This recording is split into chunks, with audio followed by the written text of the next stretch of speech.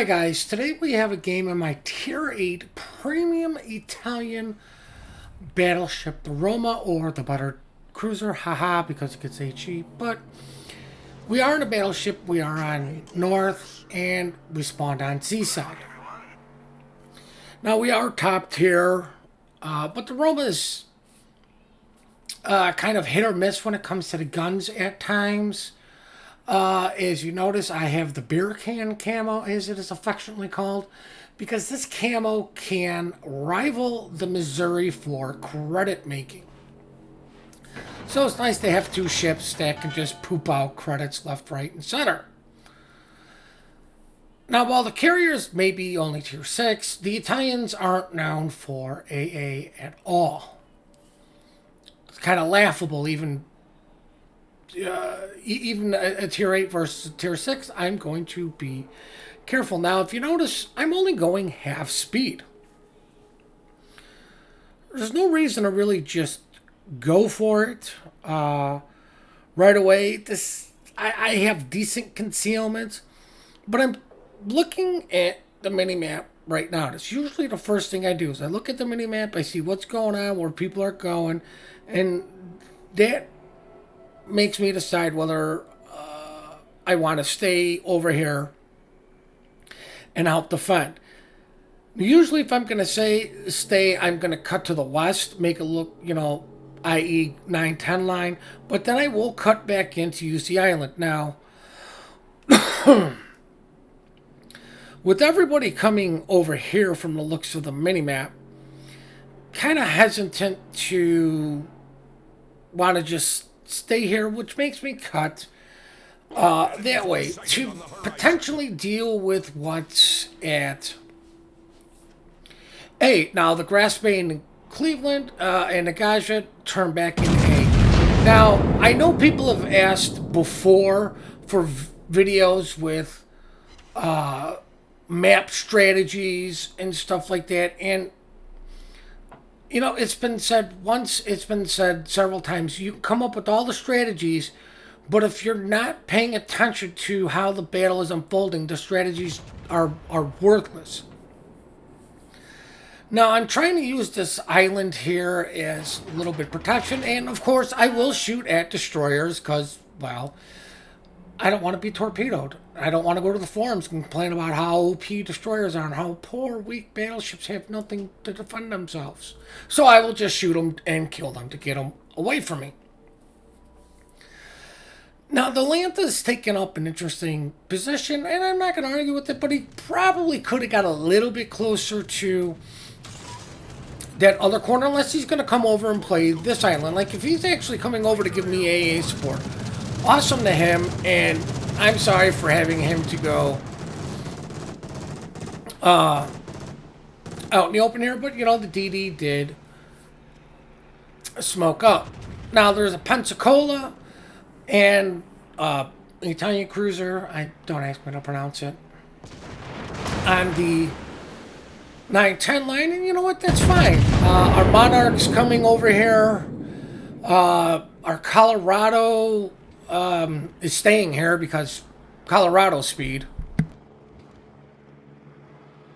But there's not much in the line in the center to protect the center of the map. Seeing New Orleans, I want to delete him because, for some unknown reason, I still think it has radar even though it doesn't, because that's how long I've been playing the game. New Orleans used to be the tier 8.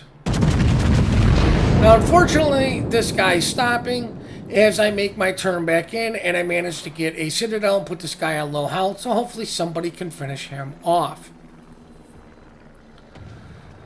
Now, I changed my mind because, you know what, there's nothing really center of the map to go protect. I'm going to help protect the cap that we have. We're not sure where the North Carolina is. And with the carrier game, it's better to stay with the group, especially in a ship that has garbage AA. If you're a destroyer, you're better off staying by the group. If the group won't move up to support you on caps, and guess what? You need to tell them, hey, I need you guys to move up. I need AA cover. The carrier's not going to do it. I need you guys to move up. Now, unfortunately, I was able to dodge those torps because, you know, RNG, but I do not want to push on their side of the map. It's too early to be pushing to their side of the map. And, you know, just another little tidbit for you guys. If you're the DD and the carrier is not harassing your side, yes, you can play a little bit further away, but you've got to pay attention to the minimap. I cannot stress this enough. We lost our cruiser on the 910 line, but it looks like he managed to push the Pensacola back. Now, I'm trying to maintain an angle against the Arizona. You know what? Just because if you still are sailing broadside, he can hurt even though he has lower caliber guns than you. Now, unfortunately, I'm going to have to turn broadside because of my horrific decision making of trying to get my front guns on the play. As that kind of hurt. And then I decide, you know what? It's better off to try to make this turn and pray to God I don't beach than to continue to show broadside because, once again, we still haven't seen this North Carolina, and I know for a fact that guy can hurt. We pull a nonce and run aground. I see the Pensacola. I'm like, oh, Pensacola, this should be easy. You know, it's a floating citadel. What can it do? I should be able to overmatch everything. You guys want to bet I don't get any citadels? But I'm not going to risk showing broadside just to get shots on a Pensacola. I'm like, the rear turret should be fine. I figured that should be good, and here comes the 1 over Penn. Now we see the Bismarck, still within the group of 2 U.S. AA cruisers. So I'm fairly well protected from CV strikes. We are down ships, but we are up on caps. The Bismarck is horribly out of position. And I want to pause it here as soon as the noise goes away. If you pay attention to the mini-map right here, there's nothing on the A side. That's why I say it's good to at least have something as a delaying force. Our delaying force looks like it all died because no spotting from the DD or from the carrier potentially could have been the reason. But they have A for free, and for whatever reason, they haven't capped it yet. This makes me decide I need to come back and try to support B, which is really going to be supporting A, and stopping anybody that's coming out of A, coming this way to get B. That's why I said there's no reason to go to their side of the map. There's no reason. It's way too early in the game. They have way too many ships down there. You will just be focused fired. And that's not going to help the team. You've got to worry about this flank here. So that is what I'm kind of setting up for while still supporting C while I'm over here. Now, unfortunately, I wasn't able to Citadel the Port Arizona or the Pensacola. The poor life of a top-tier battleship. And, you know, the guy got a nice, let's just round it up, 10K salvo on me. That's what I mean. Like, I have bigger caliber guns, but showing broadside and just getting Penn hurt. Now, the Arizona's low. You need to finish ships that are low health. Shoot it till it's dead.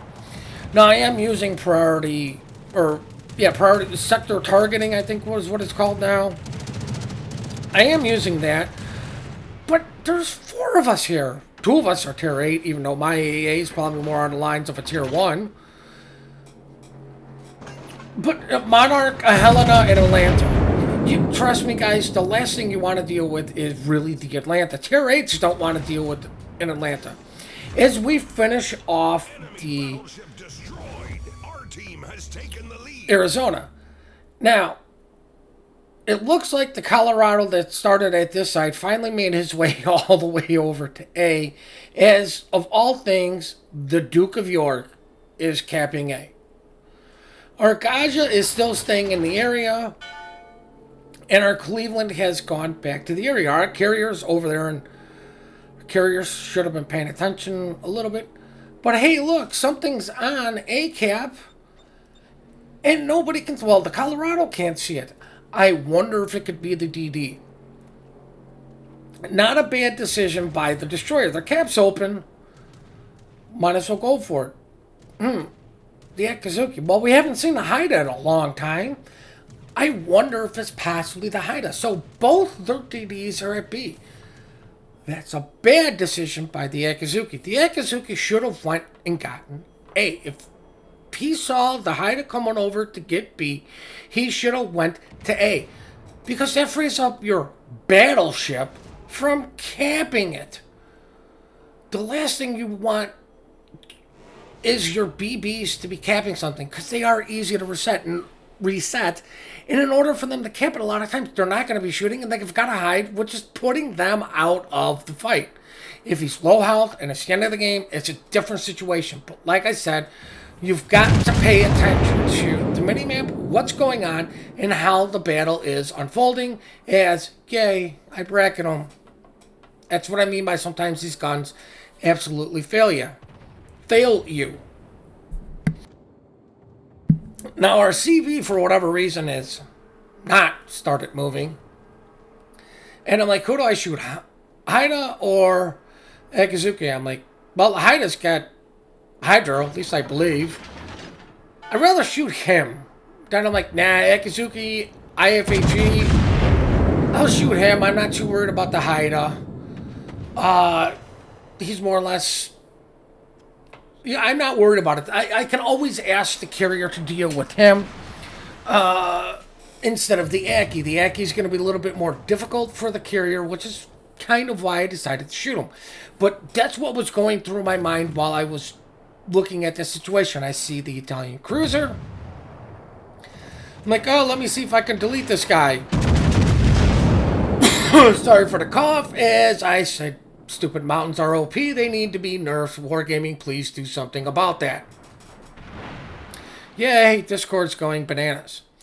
Now, the Atago on the other side, that's at A.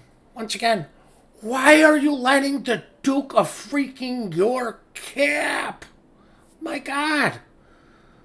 This is extremely early. The situation didn't require them to have the Duke of York. He could be on the cap, but he shouldn't have been the only one on cap. Now, hopefully the Atago was on cap helping the Duke of York.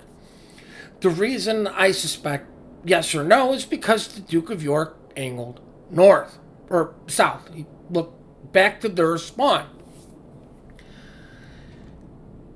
If he had the Atago with him, he could have angled north and made sure nothing got close to the Atago while he capped. You guys, you got to think about it like that too. Supporting your teammates is supporting you. The sooner you get the cap, or the sooner you can move out of the cap, secure the side, the sooner you can help the rest of your team, which will usually mean you can help secure the win. Now I'm slowing down. Why am I slowing down? It's not that I'm afraid of a Duke York. I don't care. He's probably got AG loaded. But I was going to shoot at the destroyer. I see the DD's up and our Gaja torped the DD. Just let that sink in. Oh, look at all those torps going right through the Gaja. Or right through the Akizuki, because deep water torps do not hit DDs. That is why I slowed down. Gunboat DD gone. I'm protected from his torpedoes. My destroyers are protected from being pew-pewed by that guy. And the carrier is not going to lose every single plane to a destroyer. I'm letting 2 fires burn because I'm like, you know what? You can't get fireproof unless you lose some health through fires. Got it, Miss Unsinkable. Now all I'm doing is bow reversing. There's a reason I'm bow reversing. Making a turnout in front of this guy, I don't want to do, because where the hell is the Atago? If the Atago plays it smartly, he can't stealth torp while I'm going forward. But guess what, guys?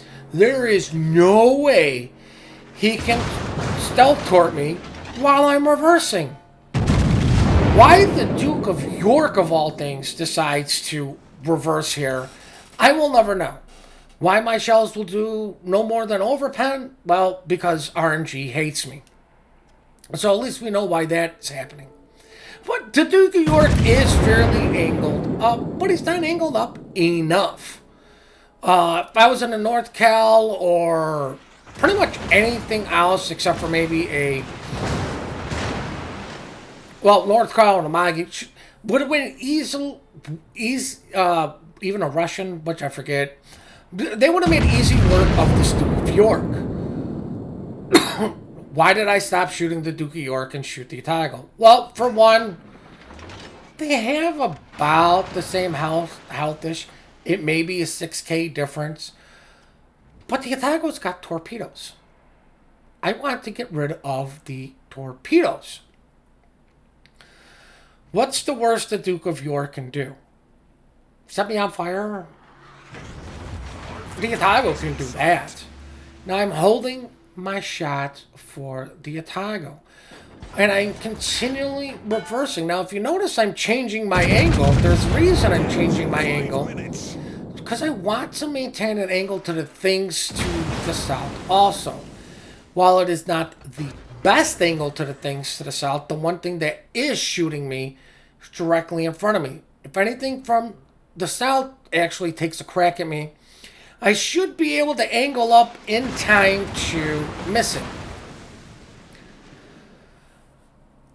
Oh look, Otago's turning broadside. I wonder whatever shall he be doing. I wonder. I'm just so curious. Has I managed to get a Citadel in on him? This is what I mean, guys. His torps will never, ever catch up to me because they're only 10 kilometers. Why did the guys just shoot? Mysteries. Mysteries. The Otago doesn't have the greatest traverse. You can think of it as a Mogami with 203s, but luckily for him, it's got some fairly bad turret traverse as the destroyer manages to gun him down. The 2DDs gunned him down. Good on them. They made the right call. The guys are, hopefully he's in smoke. I can't see if he was in smoke.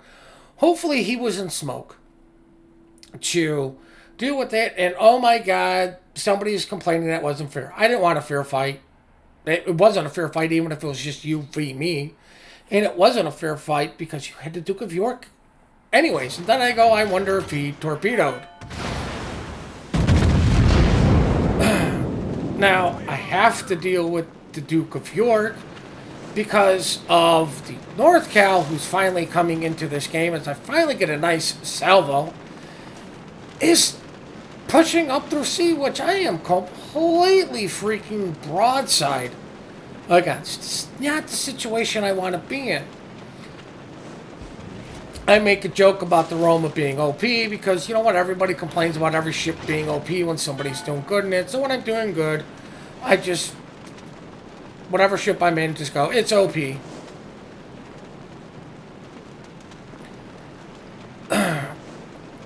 Now, I probably could have started going forward a little bit sooner than I did. But I didn't want to really close at this. I wanted to stay at range a little bit for this Duke of York to really force him to keep the HE loaded over the AP against me. And if he had switched, really, 1,000 health. If he did switch to distance, I would be able to hopefully avoid it. And oh look, here comes shells in from the North Carolina. Didn't see that one coming, did we, guys? Like I said, this is all from paying attention to the minimap. Now, the Duke of York is going maybe half, maybe a quarter, maybe he finally hit the gas, but it shouldn't take much, as I watch all those shells just completely drop, to get the final hit on that guy. Worst case scenario, for crying out loud, I can ask the carrier, hey man, please go kill that guy. But at this point, I think to myself, sorry for the language, holy fuck, it's a full health North Carolina and a full health Bismarck. how the hell am I going to survive this? There's no way I can't do it. It's not gonna happen. Thinking, well, what's the best case scenario? Maybe I can get a ram off? Maybe? Like maybe? Like, this is bad. Now, I am going to make the turn in front of this guy because, well, it's not the best, but I am kind of maintaining an angle. Thank God for German accuracy. Let me rephrase that. I was going to make the turn in front of the guy, but then I noticed he's going forward. Hey, guess what's in front of me? An island. I'm using it for cover. All I need to do is survive for 20 seconds. And that's what I was looking at. Just gotta survive. Not gonna survive if a cruiser keeps shooting me. That's not gonna happen. Now he will survive because the cruiser took a double citadel and died. So now, guys, we're going to check out the post-battle results.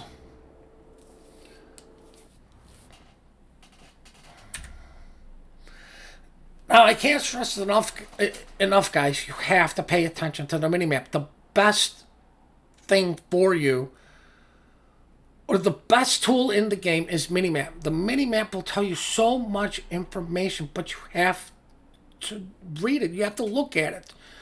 Once you start playing enough games, you will understand why teams go where they go. You will understand positionings and all that stuff if you're a little bit lower tier. And if you're higher tier, you've got to look at that mini-map, guys. You've got to pay attention. You've got to see that your team is on the other side and you're by yourself, and typing in chat, what a bunch of assholes. Just, it's your fault, dude. There's a mini-map in a game. You can look at it too.